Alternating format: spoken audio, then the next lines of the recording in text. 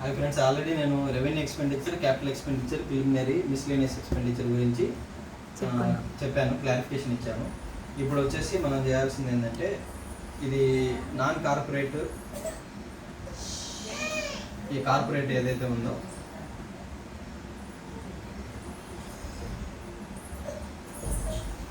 ఈ కంపెనీ వచ్చేసి ఈ ఏదైతే సోల్ ప్రొప్రైటర్ ఆరు ఫామ్ని అక్వైర్ చేస్తుందో,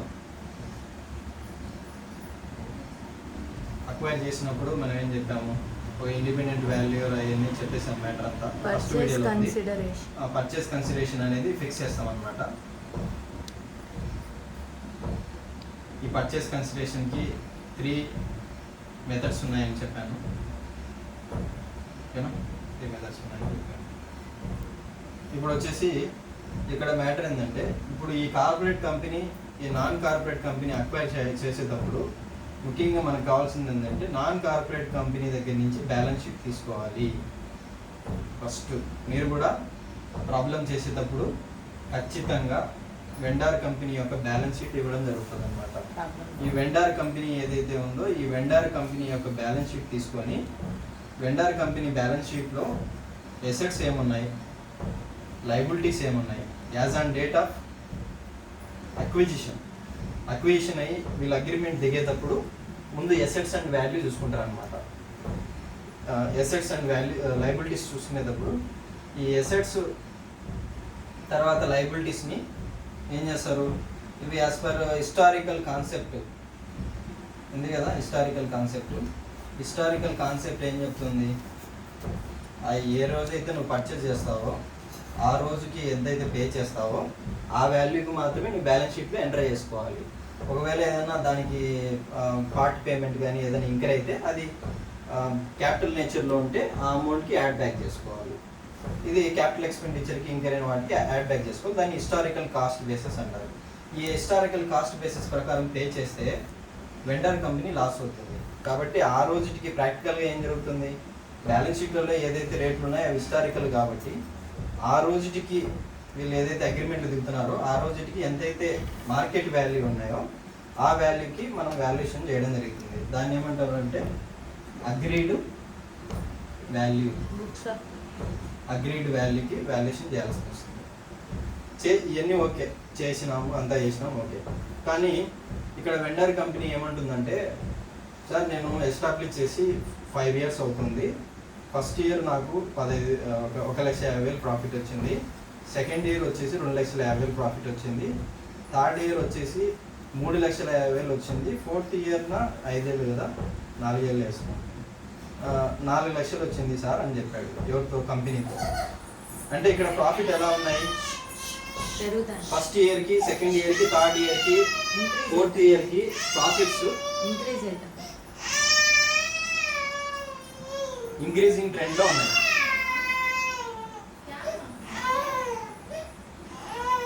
అంటే ఈ కంపెనీ ఏమంత తీసేసేంత కంపెనీ ఈ నాన్ కార్పొరేట్ ఫామ్ ఏదైతే ఉందో అంత తీసేసేది ఏం కాదు. అంటే మంచి ప్రాఫిట్స్తోనే రన్ అవుతుంది.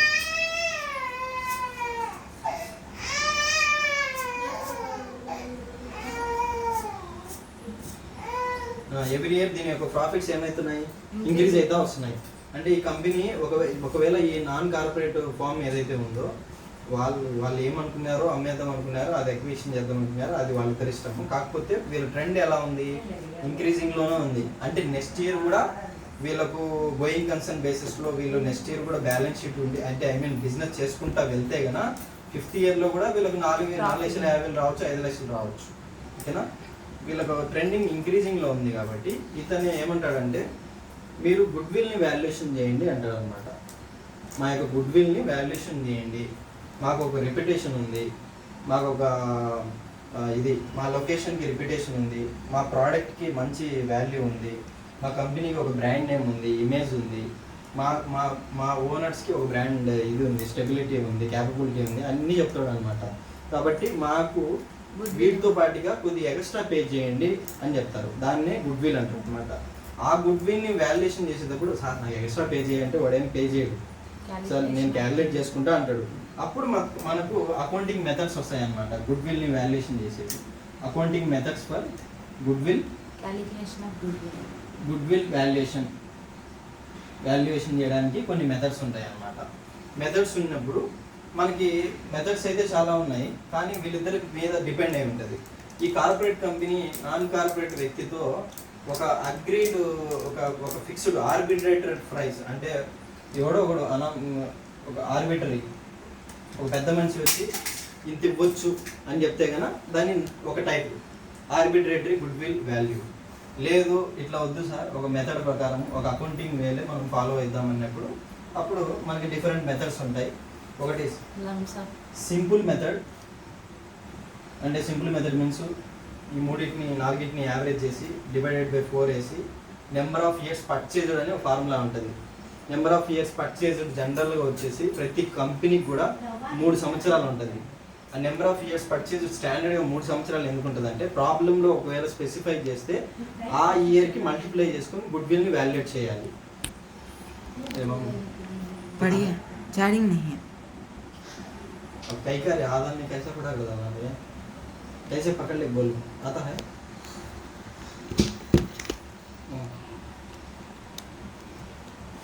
कई का मैसेज मोड చెప్పాను కదా, హిస్టారికల్ కాస్ట్ బేసిస్లో ఏదైతే అమౌంట్స్ ఉంటాయో వాటిని అగ్రీడ్ వాల్యూ మార్కెట్ వాల్యూకి వాల్యుయేషన్ చేసి ఆ రోజు మార్కెట్ వాల్యూకి అసెట్స్ని లైబిలిటీని తీసేసుకొని నెట్వర్త్ని క్యాల్కులేట్ చేస్తారు. దాని తర్వాత వెండర్కి యాక్చువల్గా ప్రాఫిట్స్ ఇంక్రీజింగ్ ట్రెండ్లో ఉన్నాయి కాబట్టి తను ఎక్స్పెక్ట్ చేస్తాడనమాట గుడ్ విల్ కూడా. ఆ గుడ్ విల్ ఎక్స్పెక్టేషన్ ఏదైతే ఉందో వీళ్ళిద్దరి మధ్య మ్యూచువల్ అండర్స్టాండింగ్ బట్టి ఒక ఆర్బిట్రేటర్, మ్యూచువల్ అండర్స్టాండింగ్ ఉంటే ఒక ఇండిపెండెంట్ పర్సన్ ఒక ఆర్బిట్రేటర్ని తీసుకొని గుడ్ విల్ని వాల్యుయేట్ చేయడం జరుగుతుంది. లేదా సింపుల్ ప్రాఫిట్స్ మెథడ్ అని చెప్పేసి ఒక ఉంది, దాని ద్వారా కూడా వాల్యుయేట్ చేయడం జరుగుతుంది అనమాట. ఈ సింపుల్ ప్రాఫిట్స్ మెథడ్లో మనకి ఏదైతే ప్రిసీడింగ్ 4 years ఆఫ్ ప్రాఫిట్స్ ఉన్నాయో వాటిని ఎన్ని ఇయర్స్ తీసుకోవాలంటే అన్ని ఇయర్స్ తీసుకొని డివైడెడ్ బై 4కి యావరేజ్ చేసుకొని నెంబర్ ఆఫ్ ఇయర్స్ పర్చేజ్డ్ అని ఉంటుంది. అది మినిమం 3 years ఎందుకు ఉంటుందంటే ఒక కంపెనీ ఎస్టాబ్లిష్ అయిన తర్వాత ఫస్ట్ 3 years వరకు ప్రాఫిట్ ఉండే స్టాండర్డ్స్ చాలా తక్కువ అన్నమాట. ప్రతి కంపెనీ కూడా ప్రాఫిట్స్ అనేవి 3rd year నుంచి స్టార్ట్ అవుతాయి. కంపెనీకి ఎస్టాబ్లిష్ అయిన తర్వాత ప్రాఫిట్స్ స్టార్ట్స్ అయ్యేది, క్లయింట్స్ పెరిగేది, అన్ని రెవెన్యూ పెరిగేది, ప్రాఫిట్స్ పెరిగేది అన్నీ 3rd year నుంచి స్టార్ట్ అవుతాయి అన్నమాట. అంటే 3rd year నుంచి ఇవి స్టార్ట్ కావాలి, ఇంక్రీజింగ్ ట్రెండ్లో ఉండాలంటే ఇతను ఇవన్నీ చేసి ఉండాలి. ఇమేజ్ పెంచుకో ఉండాలి, రెప్యుటేషన్ పెరిగి ఉండాలి, ప్రోడక్ట్ నేచర్ అనేది బట్టి ఆధారపడి ఉంటుంది, మార్కెట్ తన యొక్క డిమాండ్, ప్రోడక్ట్ డిమాండ్ బట్టి ఆధారపడి ఉంటుంది, లొకేషన్ బట్టి ఆధారపడి ఉంటుంది, దాని తర్వాత వచ్చేసి ఇవన్నీ ఫ్యాక్టర్స్, ఫ్యాషన్ ఇవి కూడా దాంట్లో గుడ్ విల్ ఫ్యాక్టరే. ఇవన్నీ వచ్చేసి వాటిని గుడ్ విల్ని డిసైడ్ చేస్తాయి. ఈ ఫ్యాక్టర్స్ అన్ని బేస్డ్ ఆన్ ఈ ఫ్యాక్టర్స్ని బేస్ చేసుకొని తన గుడ్ విల్ అనేది ఫిక్స్ అవుతుంది. ఫిక్స్ అయినప్పుడు ఇప్పుడు ఫిక్స్ అయిన తర్వాత వాల్యుయేషన్ చేయాలి కదా. వాల్యుయేషన్ చేసేటప్పుడు ఆర్బిట్రేటరీ మెథడ్లో ఫిక్స్ చేసేస్తారు. అంటే పెద్దవాళ్ళ సమక్షంలో ఇంత అన్ని చేయొచ్చని చేసేస్తారు అనమాట.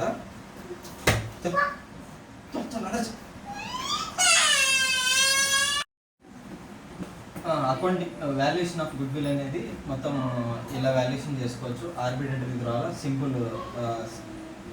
Simple method. ఇంకొక మెథడ్ వచ్చేసి సూపర్ ప్రాఫిట్ మెథడ్.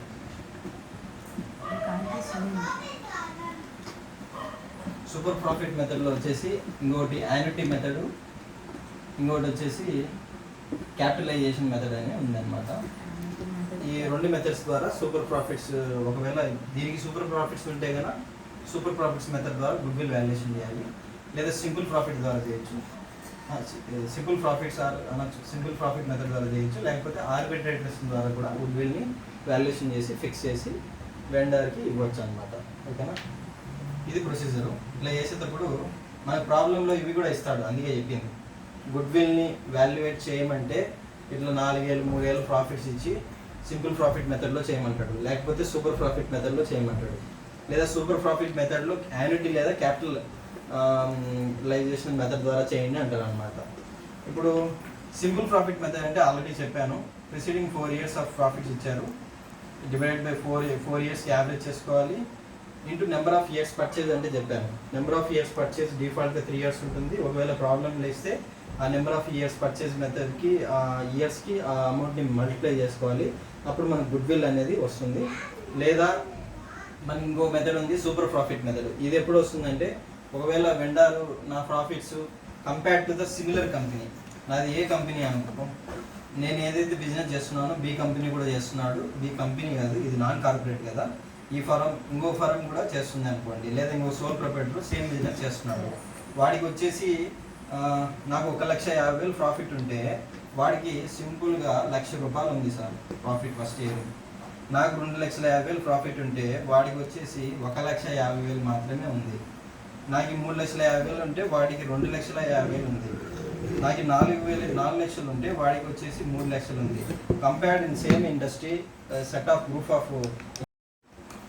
ఇప్పుడు ఏదైతే ఎగ్జిస్టింగ్ బిజినెస్ నాది ఏదైతే ఉందో, ఈ బిజినెస్ సిమిలర్ టు ఇంకో బిజినెస్ని కంపేర్ చేసుకుంటే నా ప్రాఫిట్స్ సూపర్ ప్రాఫిట్స్ అంటే చాలా ఎక్కువ వస్తున్నాయి అన్నమాట. కాబట్టి నా గుడ్ విల్ సింపుల్ మెథడ్ ఆర్బిట్రేషన్లో నేను ఒప్పుకోను. ఇదంతా పంచాయతీ ఒప్పుకొని ఇవన్నీ జరగవు. ఇట్లా ఈ 2 మెథడ్లో చేయట్లేదు. అప్పుడు దీన్ని కంపేర్ చేసుకుంటే నా ప్రాఫిట్స్ సూపర్ ప్రాఫిట్స్ ఉన్నాయి. కాబట్టి అంటే నార్మల్ ప్రాఫిట్స్ కంటే అవార్డు వాడాలి, టెక్నికల్ వర్డ్. నార్మల్ ప్రాఫిట్స్ కంటే ఎక్కువ ప్రాఫిట్స్ ఉంటే compare to the similar business, దాన్ని సూపర్ ప్రాఫిట్స్ అంటారు. సూపర్ ప్రాఫిట్ అని తెలవగానే మనకు వచ్చేసి 2 మెథడ్స్ ఉంటాయి, యాన్యుటీ మెథడ్, క్యాపిటల్ మెథడ్. ఈ 2 మెథడ్స్లో మనం క్యాలిక్యులేట్ చేసి గుడ్ విల్ని కనుక్కోవాలి. వన్స్ గుడ్ విల్ కనుక్కున్న తర్వాత పర్చేస్ కన్సిడరేషన్లో ఎవరైతే వెండర్ ఉన్నాడో వాడికి పే చేసేయాలి. పే చేసి ఆ గుడ్ విల్ని మనం ఏం చేయాలి, purchasing company in the new books of అకౌంట్స్లో ఓవర్ ద పీరియడ్ ఆఫ్ టైంకి రైట్ ఆఫ్ చేసుకోవాలి. సేమ్ ఇప్పుడు డిఫర్డ్ రెవెన్యూ ఎక్స్పెండిచర్ని ఎలా రైట్ ఆఫ్ P&L అకౌంట్లో రైట్ ఆఫ్ చేస్తారో అలాగే గుడ్ విల్ని కూడా రైట్ ఆఫ్ చేసుకుంటూ పోవాలి. అట్లే ఉండు, కంటిన్యూ చేసేది.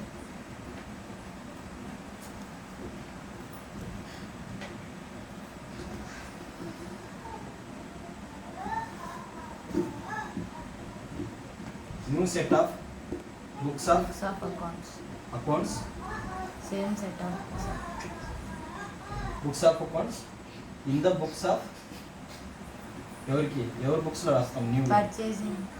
ఎస్, పర్చేసింగ్ కంపెనీ దాంట్లో రాస్తాం న్యూ. ఓకేనా? ఏది ఇన్కార్పొరేట్ అయిపోయింది, కమెన్స్మెంట్ ఆఫ్ సర్టిఫికేట్ వచ్చేసింది, ఇన్కార్పొరేషన్ సర్టిఫికేట్ వచ్చేసింది. ఇప్పుడు న్యూ సెట్ ఆఫ్ బుక్స్ ఏది కంపెనీలో రాస్తున్నాం. కంపెనీలో రాసేటప్పుడు ఫస్ట్ ఏం చేయాలి, వీళ్ళిద్దరు కలిసి ఒక అగ్రిమెంట్కి వస్తారనమాట.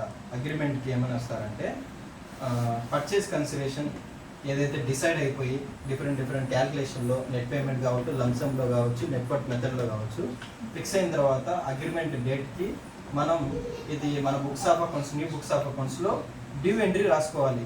ఓకేనా? ఇంపార్టెంట్, ఇది ఖచ్చితంగా ఉండాలి. డ్యూ ఎంట్రీ అతనికి మనం పే చేయాలి కాబట్టి రుణగ్రస్తుడి కింద మనం చూపించుకోవాలి.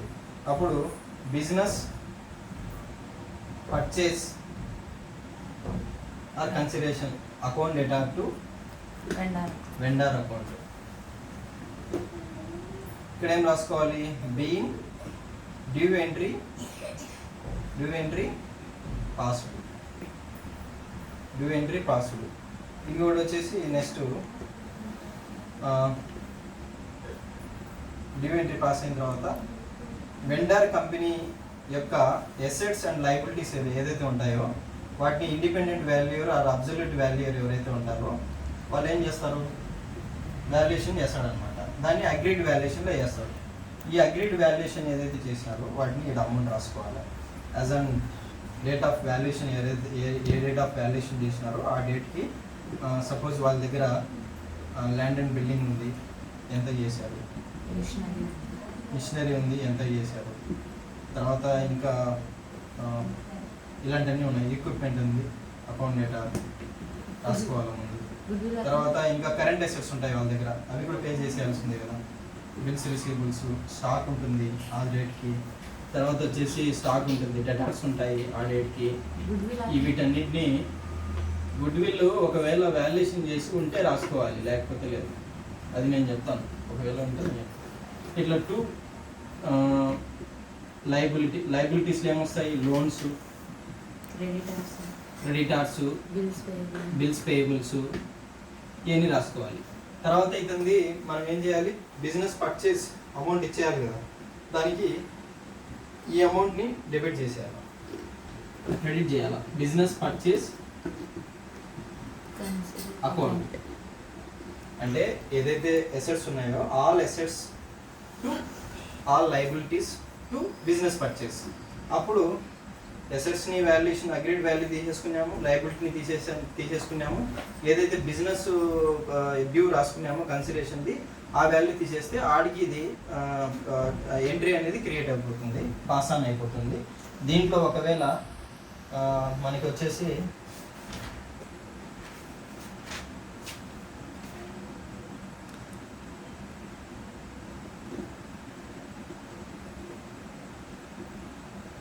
ఒకవేళ డెబిట్ అమౌంట్ అనేది దీనికంటే ఎక్కువ ఉందనుకోండి, ప్రాఫిట్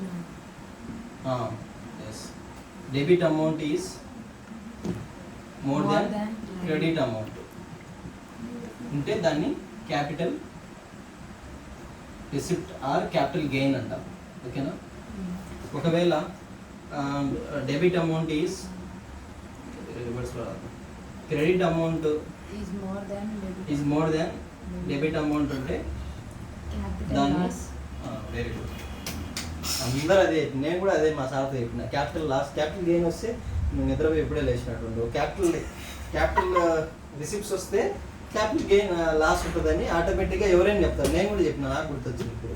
ఇక్కడ అది కాదు చేసేది, మంది వేరేది కొంటున్నాం మనం అంటే వాడికి ఏదైతే ఎక్కువగా పే చేసినామో దాన్ని గుడ్విల్ కింద చూపించి రైట్ ఆఫ్ చేయాలి. ఇంతకుముందు మొత్తుకున్నాం, మళ్ళీ క్యాపిటల్ లాస్ అంటే ఏంటనేది ఇక్కడ గుడ్విల్ రాసుకోవాలి. ఓకేనా? ఇది తర్వాత పర్చేస్ కన్సిడరేషన్ ఇక్కడ క్లోజ్ అయిపోయింది, నలిఫై అయిపోయింది. ఈ వెండర్ గాడు ఉన్నాడు కదా, వాడిని పంపించాలి కదా. Vendor account debtor to cash ఏది లంసమ్ మెథడ్లో ఇచ్చేస్తే కదా. ఒకవేళ నెట్ పేమెంట్ మెథడ్ అయితే కనుక నేను ఆల్రెడీ చెప్పాను, నెట్ పేమెంట్ మెథడ్ అయితే కనుక వాడికి షేర్స్ ఇవ్వచ్చు,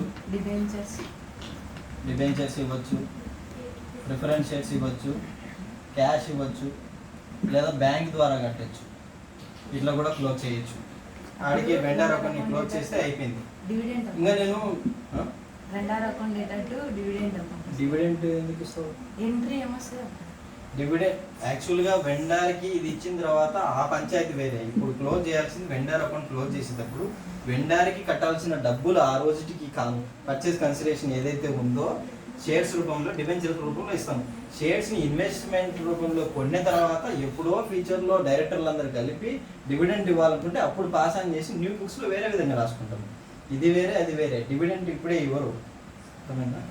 ఓన్లీ షేర్స్ ఇస్తాం అంటే నా కంపెనీలో ఇన్వెస్ట్మెంట్ లాగా షేర్స్ నీకు ఇస్తాను కన్సిడరేషన్ బదులుగా, లేదా డిబెంచర్స్ ఇస్తాను అని చెప్తారు. కానీ డివిడెంట్ ఇప్పుడే రాదు, అది ఇంకా ఒక 1 year కంప్లీట్ కావాలి.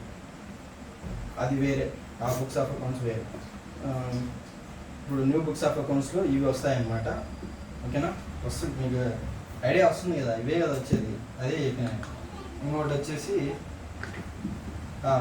మీకు ఫస్ట్ అది వీడియోలో చెప్పినాను, ఏమని ఈ వీడియోలోనే ప్రిలిమినరీ ఎక్స్పెన్సెస్ చెప్పాను. ప్రిలిమినరీ ఎక్స్పెన్సెస్ ఏంటి? ప్రీ ఇన్కార్పొరేషన్ అంటే ప్రీ ఆపరేటివ్ ఇన్కార్పొరేషన్. ఆపరేషన్కి బిఫోర్ అంటే ఈ కంపెనీ ఇన్కార్పొరేట్కి బిఫోర్ ఏదైతే కొన్ని ఇంకర్ అయినారో లీగల్ ఎక్స్పెన్సెస్ కావచ్చు, మిస్లేనియస్ అది వేరే. అంటే ప్రిలిమినరీ ఎక్స్పెన్సెస్లో ఇవి ఎక్స్పెన్సెస్, లీగల్ ఎక్స్పెన్సెస్. తర్వాత వాడు ఇండిపెండెంట్ వాల్యూర్ ఎక్స్పెన్సెస్. తర్వాత ఇండిపెండెంట్ వాల్యూర్ అంటే వాడే వాడిని ఇంకో పేరు అబ్జల్యూట్ వాల్యూర్ ఎక్స్పెన్సెస్. తర్వాత వీటిలోనే కొన్ని ప్రిలిమినరీ ఎక్స్పెన్సెస్ అన్నీ ఉంటాయి. ఆ ఎక్స్పెన్సెస్ అన్నీ వచ్చేసి వీటిని ప్రిలిమినరీ ఎక్స్పెన్సెస్ కింద ట్రీట్ చేసి ఓవర్ ద పీరియడ్ ఆఫ్ టైంకు వీటిని రైట్ అప్ చేయాలి. ఈ ఎక్స్పెండిచర్ ఏదైనా ఇంకర్ అయితే కనుక ఆ ఎక్స్పెండిచర్కి ఎంట్రీ ఏంది? Preliminary is the nominal account కదా. దీన్ని వచ్చేసి డెబిట్ చేసి అమౌంట్ వెళ్ళిపోతుంది కాబట్టి preliminary expenses account to cash account or bank account ఇది రాయాలన్నమాట. ఆడికి ఇవే ఎంట్రీస్ వచ్చేది. ఎవరి బుక్స్లో వస్తాయి ఈ ఎంట్రీస్? Purchase. ఎవరి బుక్స్లో వస్తాయి? New set of books of accounts in the books of purchasing కంపెనీలో. First entry at the time of agreement is done. ఏం ఎంట్రీ వస్తుంది? Due entry. Business purchase account data to vendor account.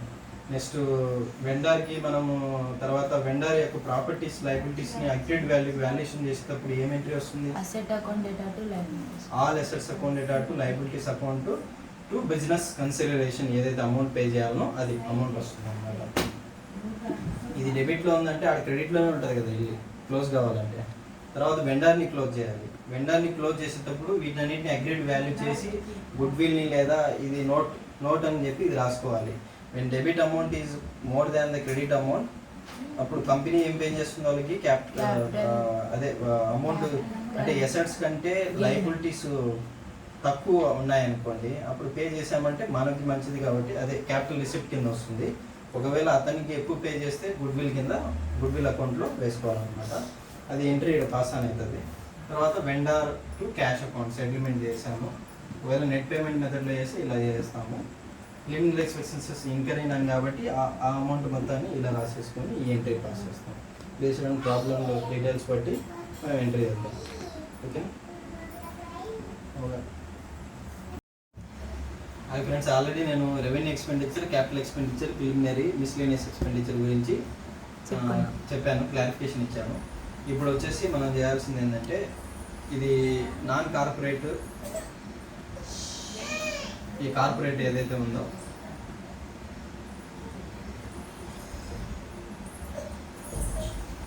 ఈ company వచ్చేసి ఈ ఏదైతే soul proprietor are ఫామ్ని acquire చేస్తుందో,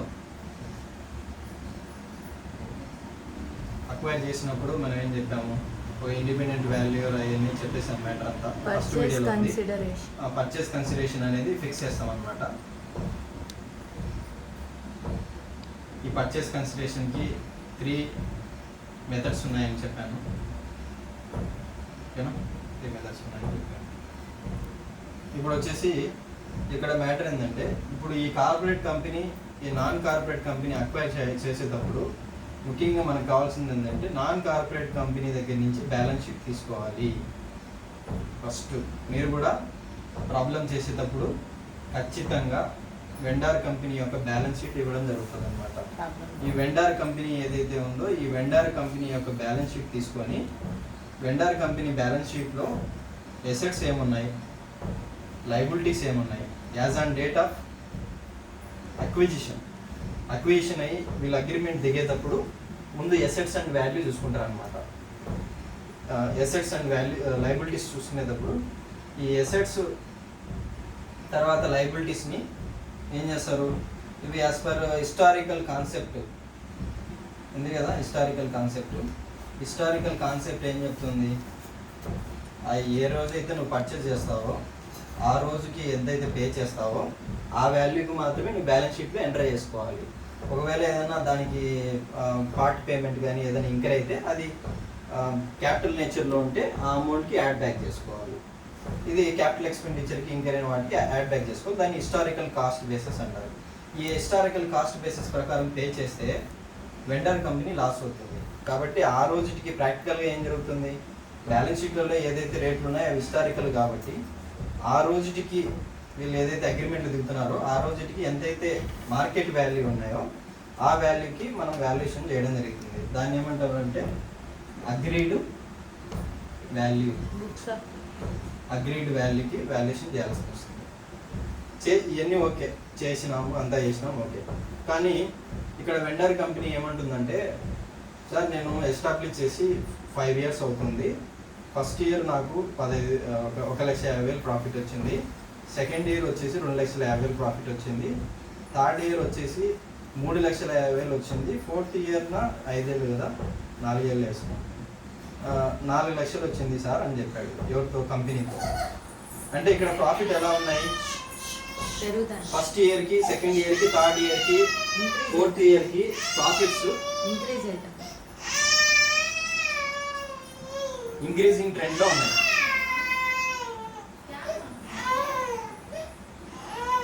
అంటే ఈ కంపెనీ ఏమంత తీసేసేంత కంపెనీ ఈ నాన్ కార్పొరేట్ ఫామ్ ఏదైతే ఉందో అంత తీసేసేది ఏం కాదు. అంటే మంచి ప్రాఫిట్స్ తోనే రన్ అవుతుంది.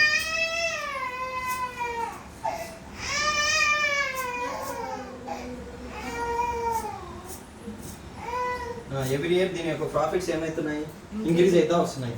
అంటే ఈ కంపెనీ ఒకవేళ ఈ నాన్ కార్పొరేట్ ఫామ్ ఏదైతే ఉందో వాళ్ళు ఏమనుకున్నారో అమ్మేద్దాం అనుకున్నారో, అది ఎక్విజిషన్ చేద్దాం అనుకున్నారో, అది వాళ్ళ ఇష్టము. కాకపోతే వీళ్ళ ట్రెండ్ ఎలా ఉంది, ఇంక్రీజింగ్ లోనే ఉంది. అంటే నెక్స్ట్ ఇయర్ కూడా వీళ్ళకు గోయింగ్ కన్సర్న్ బేసిస్ లో వీళ్ళు నెక్స్ట్ ఇయర్ కూడా బ్యాలెన్స్ షీట్ ఉంది. అంటే బిజినెస్ చేసుకుంటా వెళ్తే గన 5th year లో కూడా వీళ్ళకి 4,50,000 రావచ్చు, 5 లక్షలు రావచ్చు.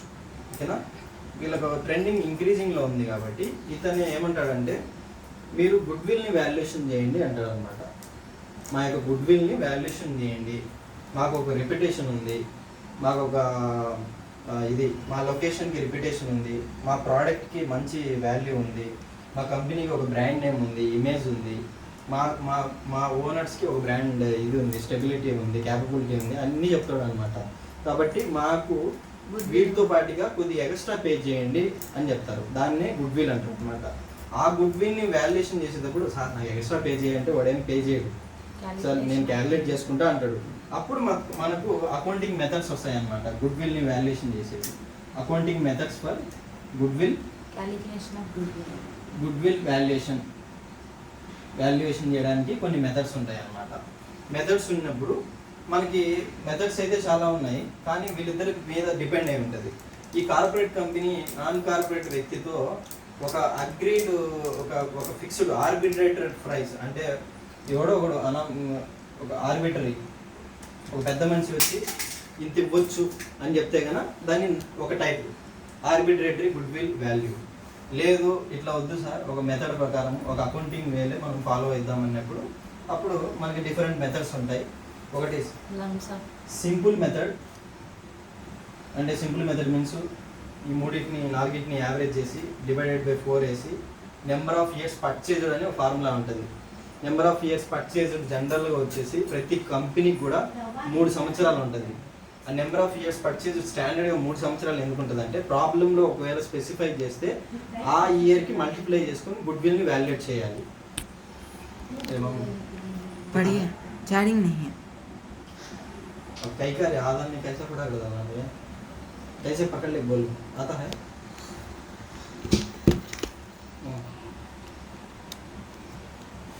कई मैसेज मोड